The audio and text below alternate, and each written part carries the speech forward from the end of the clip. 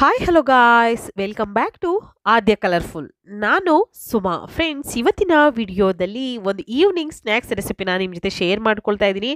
1 cup ಅನ್ನದಿಂದ ಗರಿಗರಿಯಾದ ಸ್ನ್ಯಾಕ್ಸ್ನ ತಯಾರಿಸಿ ಒಮ್ಮೆ ತಿಂದರೆ ಮತ್ತೆ ತಿನ್ನಬೇಕು ಅನಿಸುತ್ತೆ. ಅಷ್ಟು ಟೇಸ್ಟಿಯಾಗಿರುವಂತಹ ಈಸಿಯಾಗಿರುವಂತಹ ಒಂದು ರೆಸಿಪಿ ಇದು. ಸೊ ಖಂಡಿತವಾಗ್ಲೂ ನೀವು ಯಾವಾಗ ಬೇಕಿದ್ರೂ ಕೂಡ ನಿಮ್ಮ ಮನೆಯಲ್ಲಿ ಅನ್ನ ರಾತ್ರಿ ಮಾಡಿರುವಂತಹ ಅನ್ನ ಬೆಳಿಗ್ಗೆ ಉಳಿದ್ರೆ ಅಥವಾ ಮಧ್ಯಾಹ್ನ ಮಾಡಿರುವಂಥ ಅನ್ನ ಉಳಿದ್ರೆ ನೀವು ಅದರಲ್ಲಿ ಗರಿಗರಿಯಾಗಿರುವಂತಹ ಒಂದು ಖಾರ ಅಥವಾ ಸೇವನ್ನು ತಯಾರಿಸ್ಕೊಳ್ಬೋದು. ಸೊ ಹೇಗೆ ತಯಾರಿಸ್ಕೊಳ್ಳೋದು ಅಂತ ಇವತ್ತಿನ ವಿಡಿಯೋದಲ್ಲಿ ತಿಳಿಸ್ಕೊಡ್ತಾ ಇದ್ದೀನಿ. ಇದಕ್ಕೆ 1 ಕಪ್ ಆಗುವಷ್ಟು ಅನ್ನವನ್ನು ತಗೊಳ್ತಾ ಇದ್ದೀನಿ. ನಾವು ಊಟಕ್ಕೆ ಉಪಯೋಗಿಸುವಂಥ ಅನ್ನ ಸೊ ಜಾಸ್ತಿ ಆಗಿತ್ತು ಸ್ವಲ್ಪ, ಅದು 1 ಕಪ್ ಆಗುವಷ್ಟು ಉಳಿದಿತ್ತು. ಅದನ್ನು ಇವಾಗ ಸ್ನ್ಯಾಕ್ಸ್ ಮಾಡೋ ವಿಧಾನವನ್ನು ತಿಳಿಸ್ಕೊಡ್ತಾ ಇದ್ದೀನಿ. ಸೊ ಈಗ ಅದೇ 1 ಕಪ್ಪಿನ ಅಳತೆಯಲ್ಲಿ ಅರ್ಧ ಕಪ್ ಆಗುವಷ್ಟು ಕಡಲೆ ತಗೊಳ್ತಾ ಇದ್ದೀನಿ. ಈ ಕಡಲೆಯನ್ನು ಈಗ ನಾವೊಂದು ಮಿಕ್ಸಿ ಜಾರಿಗೆ ಹಾಕ್ಕೊಳ್ಳೋಣ. ಫ್ರೆಂಡ್ಸ್, ನೀವ್ಯಾರಾದ್ರೂ ಫಸ್ಟ್ ಟೈಮ್ ನನ್ನ ಚಾನಲ್ಗೆ ವಿಸಿಟ್ ಮಾಡಿದರೆ ಪ್ಲೀಸ್ ಚಾನಲ್ನ ಸಬ್ಸ್ಕ್ರೈಬ್ ಮಾಡ್ಕೊಳ್ಳಿ, ಹಾಗೆ ಲೈಕ್ ಮಾಡಿ ಮತ್ತು ಹೆಚ್ಚೆಚ್ಚು ಶೇರ್ ಮಾಡಿ. ಫ್ರೆಂಡ್ಸ್, ಇವಾಗ ಮಿಕ್ಸಿ ಜಾರ್ಗೆ ಈ ಒಂದು ಕಡಲೆಯನ್ನು ಹಾಕ್ಕೊಳ್ಳೋಣ. ನೋಡಿ, ಅರ್ಧ ಕಪ್ ಆಗುವಷ್ಟು ಕಡಲೆ, ಇಷ್ಟನ್ನು ಪೌಡ್ರ್ ಮಾಡ್ಕೊಂಬರೋಣ. ನೋಡಿ, ಈ ರೀತಿಯಾಗಿ ನುಣ್ಣಗೆ ಎಷ್ಟು ಸಾಧ್ಯ ಆಗುತ್ತೋ ಅಷ್ಟು ಪೌಡರ್ ಥರ ಮಾಡ್ಕೊಂಬಂದು ಅದನ್ನು ಒಂದು ಬೌಲಿಗೆ ಹಾಕ್ಕೊಳ್ಳೋಣ. ಈ ರೀತಿಯಾಗಿ ನಾನು ಪೌಡರ್ ಹಾಕ್ಕೊಂಡಿದ್ದೀನಿ. ಈಗ ಇದೇ ಜಾರ್ಗೆ ಅನ್ನವನ್ನು ಹಾಕ್ಕೊಳ್ಳೋಣ. 1 ಕಪ್ಪು ಅನ್ನ ಮತ್ತು ಇದಕ್ಕೆ ಸ್ವಲ್ಪ ನೀರನ್ನು ಹಾಕ್ಕೊಂಡು ಗ್ರೈಂಡ್ ಮಾಡ್ಕೊಂಬರೋಣ. ನೋಡಿ, ಈ ರೀತಿಯಾಗಿ ನುಣ್ಣಗೆ ರುಬ್ಕೊಂಬರ್ಬೇಕು. ನೋಡಿದ್ರಲ್ಲ, ಈ ರೀತಿಯಾಗಿ ರೆಡಿಯಾಗಿದೆ. ಈಗ ರುಬ್ಬಿರುವಂತಹ ಒಂದು ಅನ್ನವನ್ನು ಈ ಒಂದು ಬೌಲಿಗೆ ಹಾಕ್ಕೊಳ್ತಾ ಇದ್ದೀನಿ. ಈ ರೀತಿಯಾಗಿ ಹಾಕೊಂಡ ನಂತರ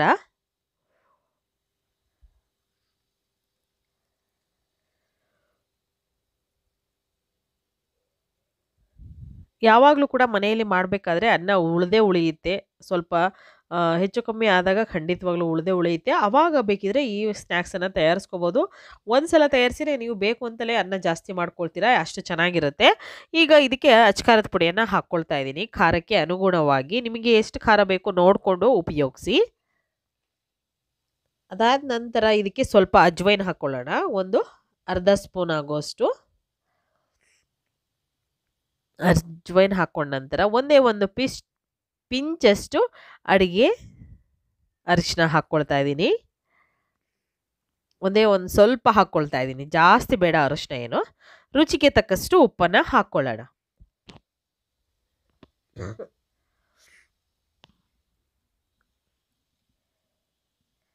ಉಪ್ಪು ಹಾಕಿದ ನಂತರ ಇವಾಗ ಇದನ್ನು ನಾವು ಮಿಕ್ಸ್ ಮಾಡ್ಕೊಳ್ಳೋಣ.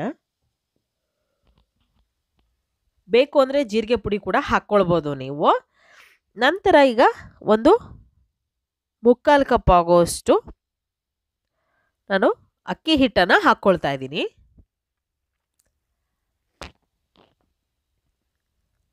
ಒಂದು ಟೇಬಲ್ ಸ್ಪೂನು ಎಣ್ಣೆ,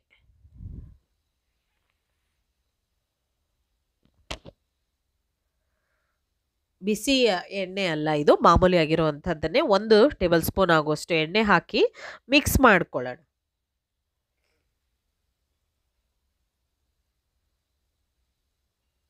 ಈ ರೀತಿಯಾಗಿ ಮಿಕ್ಸ್ ಮಾಡ್ಕೊಂಡಿದ್ದೀನಿ. ನೀರೇನು ಕೂಡ ಬೇಡ. ಬೇಕು ಅಂದರೆ ಸ್ವಲ್ಪ ನೀವು ಪ್ಯೂರಿ ಇದ್ದರೆ ಅದನ್ನೇ ಹಾಕ್ಕೊಳ್ಳಿ, ಇಲ್ಲ ಅನ್ನೋದಾದರೆ ಸ್ವಲ್ಪ ನೀರು ಹಾಕ್ಕೊಳ್ಳಿ. 1 ಸ್ಪೂನ್ ಆಗುವಷ್ಟು, ಜಾಸ್ತಿ ನೀರೇ ತಗೊಳ್ಳೋದಿಲ್ಲ ಇದು. ಬೇಕು ಅಂದರೆ ಸ್ವಲ್ಪನೇ ಸ್ವಲ್ಪ ಹಾಕ್ಕೊಳ್ಳಿ. ಈಗ ಮಿಕ್ಸ್ ಮಾಡ್ಕೊಳ್ತಾ ಇದ್ದೀನಿ ನೀಟಾಗಿ. ಈ ರೀತಿಯಾಗಿ ನಮಗೆ ಹಿಟ್ಟು ಬೇಕಾಗುತ್ತೆ. ಜಾಸ್ತಿ ಸ್ಮೂತು ಬೇಡ, ಹಾಗೆ ಜಾಸ್ತಿ ಒರಟಾಗಿರೋದು ಬೇಡ. ಓಕೆ, ಈ ರೀತಿಯಾಗಿ ಇದ್ದರೆ ಸಾಕು.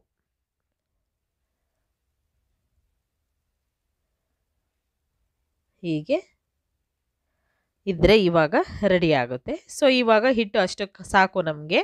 ಇವಾಗ ಇಲ್ಲಿ ನೋಡಿ, ನಾನು ಖಾರಕ್ಕೆ ಒಂದು ಫ್ರೆಸ್ಸಿಂಗನ್ನು ತೊಗೊಂಡಿದ್ದೀನಿ. ಸೊ ನಿಮಗೆ ದಪ್ಪ ಖಾರ ಬೇಕು ಅಂದರೆ ಇದನ್ನು ಹಾಕ್ಕೊಳ್ಬೋದು, ಅಥವಾ ಸಣ್ಣ ಖಾರ ಬೇಕು ಅಂದರೆ ನೀವು ಸಣ್ಣದಾಗಿ ಬರುವಂಥ ಸಣ್ಣ ಎಳೆ ಬರುವಂಥ ಖಾರ ಬೇಕು ಅಂದರೆ ನೀವು ಆ ಕಡೆದು ಹಾಕ್ಕೋಬೇಕು. ನಾನು ಸಣ್ಣಗೆ ಬರುವಂಥದ್ದನ್ನೇ ಹಾಕ್ಕೊಳ್ತೀನಿ, ದಪ್ಪ ಖಾರ ಏನು ಬೇಡ. ಸ್ವಲ್ಪ ಎಣ್ಣೆಯನ್ನು ಗ್ರೀಸ್ ಮಾಡ್ಕೊಳ್ಳೋಣ. ಈ ರೀತಿಯಾಗಿ ಮಾಡಿ ಇವಾಗ ನಾವು ಹಾಕ್ಕೊಳ್ತಾ ಇದ್ದೀವಿ ಹಿಟ್ಟನ್ನು.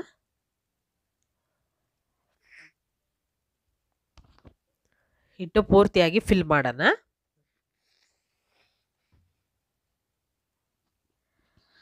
ಈ ರೀತಿ ಹಾಕಿದ ನಂತರ ಅದರ ಮುಚ್ಚಳವನ್ನು ಮುಚ್ತೀನಿ.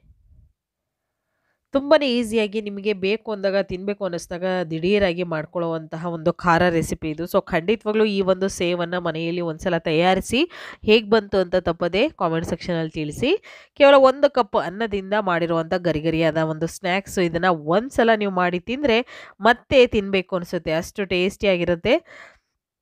ಎಣ್ಣೆ ನೋಡಿ ಕಾಯ್ದಕ್ಕೆ ಆಲ್ರೆಡಿ ಇಟ್ಟಿದ್ದೆ. ಸೊ ಇವಾಗ ನಾನು ಎಣ್ಣೆಯಲ್ಲಿ ಡೈರೆಕ್ಟಾಗಿ ಅದನ್ನು ಫ್ರಸ್ ಮಾಡ್ಕೊಳ್ತಾ ಇದ್ದೀನಿ. ಈ ರೀತಿಯಾಗಿ ಖಾರವನ್ನು ಮಾಡ್ಕೊಳ್ಳೋಣ. ದಿಢೀರಾಗಿ ಮಾಡುವಂಥ ರುಚಿಯಾಗಿರುವಂಥ ಖಾರ ರೆಸಿಪಿ.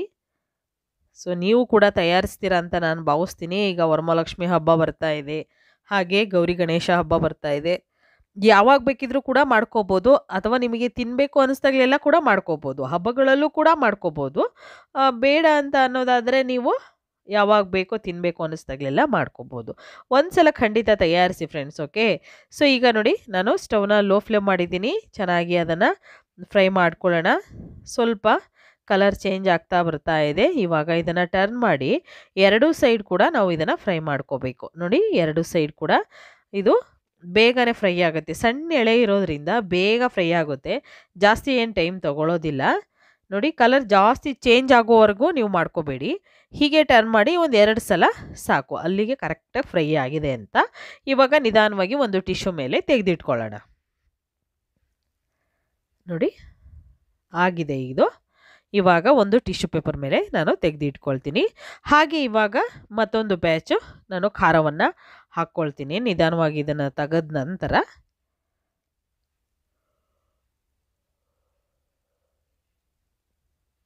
ನೋಡಿ ಈಗ ಇನ್ನೊಂದು ಸಲ ಹಾಕ್ಕೊಳ್ತಾ ಇದ್ದೀನಿ. ಹೀಗೆ ರುಚಿಯಾಗಿರುವಂತಹ ಒಂದು ಖಾರ ರೆಡಿಯಾಗಿದೆ. ಅದಾದ ನಂತರ ಸ್ವಲ್ಪ ಕಡಲೆ, ಒಂದು 1/4 ಕಪ್ ಆಗೋಷ್ಟು ಕಡಲೆ ತೊಗೊಳ್ತಾ ಇದ್ದೀನಿ. ಕಡಲೆನ ಎಣ್ಣೆಯಲ್ಲಿ ಫ್ರೈ ಮಾಡ್ಕೊಳ್ತಾ ಇದ್ದೀನಿ. ನಿಮಗೆ ಡ್ರೈ ಫ್ರೂಟ್ಸ್ ಬೇಕು ಅಂದರೆ ಡ್ರೈ ಫ್ರೂಟ್ಸ್ ಕೂಡ ಹಾಕ್ಕೊಳ್ಬೋದು, ಅಥವಾ ಕಡಲೆ ಬೀಜ ಎರಡೂ ಬೇಕು ಅಂದರೆ ಇವನ್ನು ಹಾಕ್ಕೊಳ್ಬೋದು. ನಾನು ಕಡಲೆ ಬೀಜನೂ ಕೂಡ ಅದನ್ನು ಫ್ರೈ ಮಾಡ್ಕೊಳ್ತಾ ಇದ್ದೀನಿ. ಸೊ ಎರಡೂ ಕೂಡ ನಾವು ತೆಗೆದಿಟ್ಕೊಳ್ಳೋಣ ಒಂದು ಟಿಶ್ಯೂ ಮೇಲೆ. ಅದಾದ ನಂತರ ಇದನ್ನು ಮಿಕ್ಸ್ ಮಾಡ್ಕೊಳ್ಳೋಣ. ಖಾರ ಕಡಲೆ ಬೀಜ ಎಲ್ಲ ಮಿಕ್ಸ್ ಮಾಡಿ ನಾನು ಸರ್ವ್ ಮಾಡ್ಕೊಳ್ತೀನಿ. ತುಂಬಾ ಈಸಿಯಾಗಿರುವಂತಹ ಟೇಸ್ಟಿಯಾಗಿರುವಂತಹ ಒಂದು ಸೇವ್ ರೆಸಿಪಿ ಅಥವಾ ಖಾರ ರೆಸಿಪಿ ರೆಡಿಯಾಗಿದೆ. ನೀವು ಕೂಡ ತಯಾರಿಸಿ ಫ್ರೆಂಡ್ಸ್, ತುಂಬಾ ಈಸಿಯಾಗಿರುವಂತಹ ಒಂದು ರೆಸಿಪಿ. ಇವತ್ತಿನ ವಿಡಿಯೋ ಸ್ವಲ್ಪನಾದರೂ ಇಷ್ಟ ಆಗಿದ್ರೆ ಚಾನಲ್ನ ಸಬ್ಸ್ಕ್ರೈಬ್ ಮಾಡೋದಂತೂ ಮರಿಲೇಬೇಡಿ. ಓಕೆ, ಇವತ್ತಿನ ವಿಡಿಯೋನ ಇಲ್ಲಿ ಮುಗಿಸ್ತಾ ಇದ್ದೀನಿ. ಬಾಯ್, ಸಿ ಯು, ಟೇಕ್ ಕೇರ್.